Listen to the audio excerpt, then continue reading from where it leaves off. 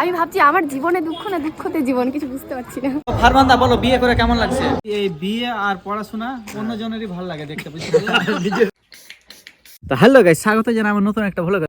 তো আমরা এসেছি আজকে কোথায় বলো? ফারমানদার বিয়ে বাড়িতে। আমরা একটু আউটে ঘুরতে এসেছি, তো এখন বিয়ে বাড়িতে ঢুকবো। আমি আছি এখন বর্তমানে মহারাজনগরের সাইডে যে একটা গ্রাম আছে কলিসানা বলে, ওই গ্রামটাতে আছি। আমার ঈশা ভাই আমাকে ছবি তুলে দিচ্ছে ভালো ভালো।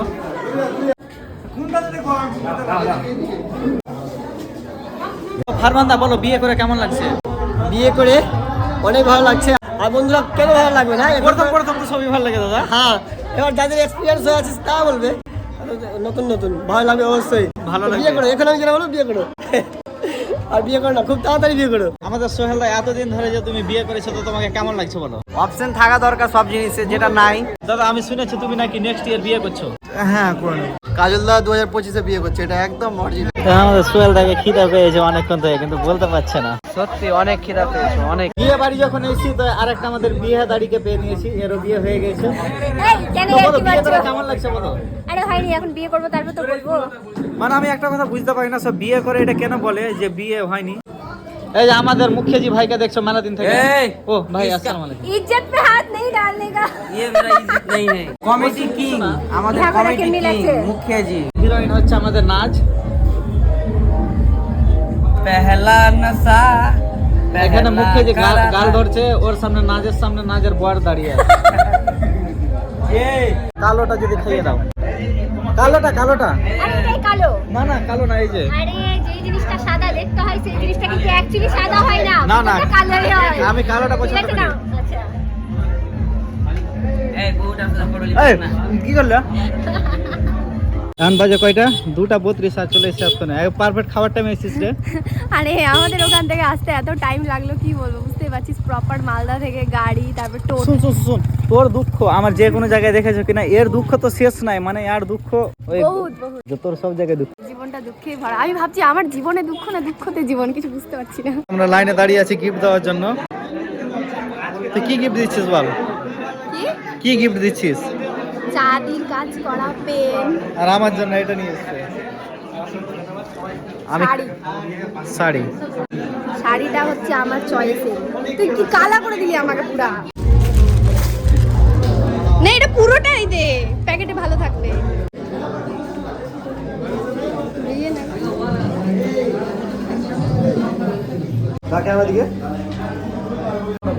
চশমাটা খোল।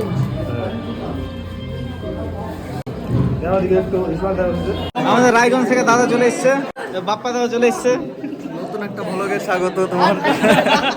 আমাকে এটা করে মজা নিচ্ছে, ঠিক আছে? ওটা আমার ডায়লগ।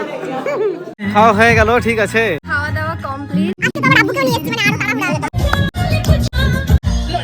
বিয়ে তো তোমরা দেখতে পাচ্ছ, বিয়ে হচ্ছে কয়েকদিন থেকে, বুঝতে পারলা। আর এখন ঠান্ডা সিজন বেশি করে হচ্ছে।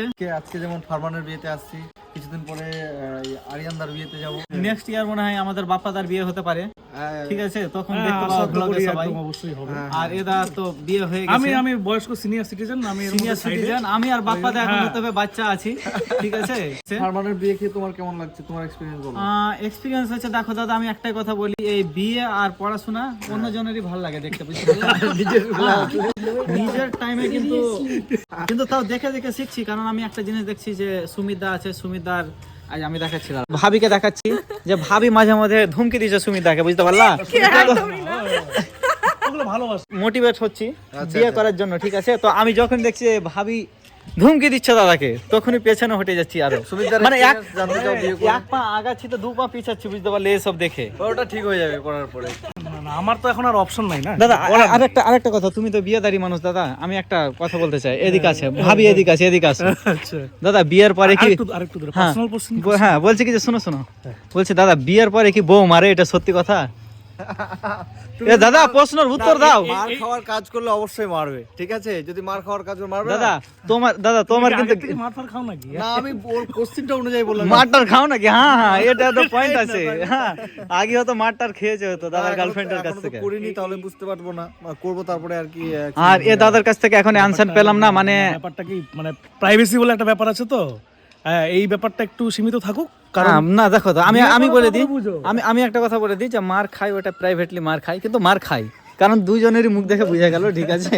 আর এই যে সুমিতাকে এক সেকেন্ড, এই যে ছেলেটা এত সুন্দর হাসি মুখ, হ্যাঁ খুব ভালো, কিন্তু সিঙ্গেল আছে, এটা বোঝা যাচ্ছে সিঙ্গেলের প্রমাণ এটা। তারপরে বিয়ে করবে এক সময়, মানে এই জিনিসটা হবে আর কি। এই হাসি হাসি সব সুন্দর, তখন সব চলে যাবে। এটা বলবো না, এটা এক্সপিরিয়েন্স করার জিনিস, বিয়ে করো তারপর বোঝো, তাই না? দেখো ভাই, আমি একটা কথা বলে দিই, বিয়ে করলে পরে হাসি খুশি লাইফ চলে যাবে, ঠিক আছে। সেই জন্য আমি কাউকে রিকমেন্ড করবো না বিয়ে করো। বাপ্পা দাকে তো সবাই চিনে, আমিও বাপ্পা দার অনেক বড় ফ্যান। একটা কথা বলি, বড় ফ্যান, নতুন একটা ভ্লগে স্বাগত। এটা ভালো লাগে, এটা আমাকে মজা নাই, ঠিক আছে, অসুবিধা নাই, বড় দাদা আছে বলতে পারে।